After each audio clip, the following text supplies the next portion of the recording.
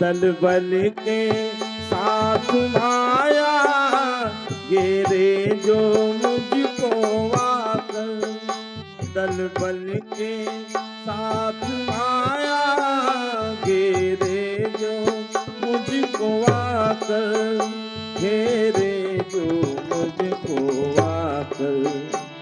तो देखते न रहना, झट आके बचा लेना। तू देखते न रहना, झट आके बचा लेना। जो तक तो निभाया है, आगे भी निभा देना। भगवान मेरी नैया उस पार लगा देना। अब तक तो निभाया है, आगे भी निभा देना।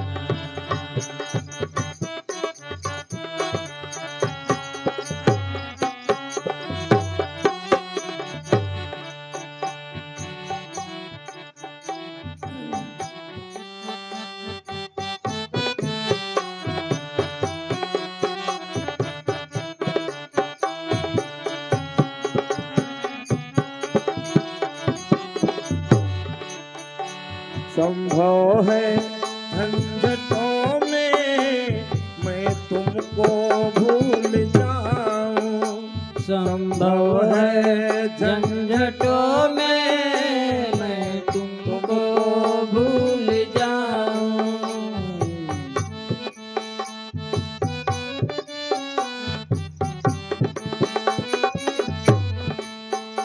संभव है झंझटों में मैं तुमको भूल जाऊं, मैं तुमको भूल जाऊं। पर नाथ कहीं तुम भी मुझको न भुला देना। तक तो निभाया है, आगे भी निभा देना।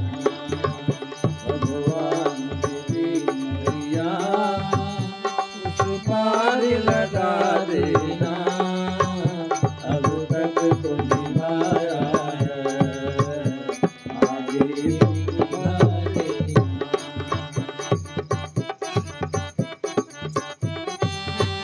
उस पार लगा देना। अब तक तो निभाया है, आगे निभा देना। तुम देव मैं पुजारी, तुम इष्ट में उपासक। तुम देव मैं पुजारी, तुम इष्ट मैं उपासक। तुम देव मैं पुजारी, तुम देव मैं पुजारी, तुम इष्ट में उपासक। तुम देव मैं पुजारी, तुम इष्ट मैं उपासक। तुम इष्ट में उपासक। यह बात अगर सच है, यह बात अगर सच है, सच करके दिखा देना। भगवान मेरी नैया उस पार लगा देना। भगवान मेरी नैया उस पार लगा देना। हरि बोल। अब तक तो निभाया है, आगे भी निभा देना। भगवान मेरी नैया उस पार लगा देना। अब तक तो निभाया है, आगे भी निभा देना। राधे राधे राधे राधे राधे राधे राधे राधे राधे राधे राधे श्यामा प्यारी राधे।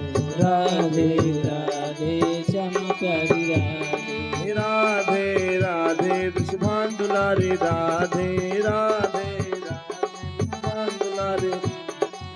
राधे राधे श्यामा प्यारी राधे राधे राधे राधे बरसाने वाली राधे राधे राधे बरसाने वाली राधे। राधा माधव भगवान की जय। वैसे तो भगवान के विवाह पर कथा आप सबको श्रवण कराई गई कल के दिवस में।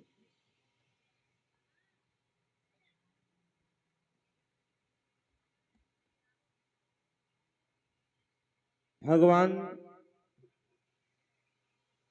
श्री कृष्ण का विवाह 16,108 हुआ था और समस्त रानियों के लिए समुचित स्थान दिया गया था। हर रानी के एक जैसे महल थे, लाइन से सबके महल बने थे और भगवान श्री कृष्ण सबके साथ विराजमान रहते थे। और भगवान श्री कृष्ण की यह दिव्य लीला बड़ी सुंदर ढंग से चल रही थी। और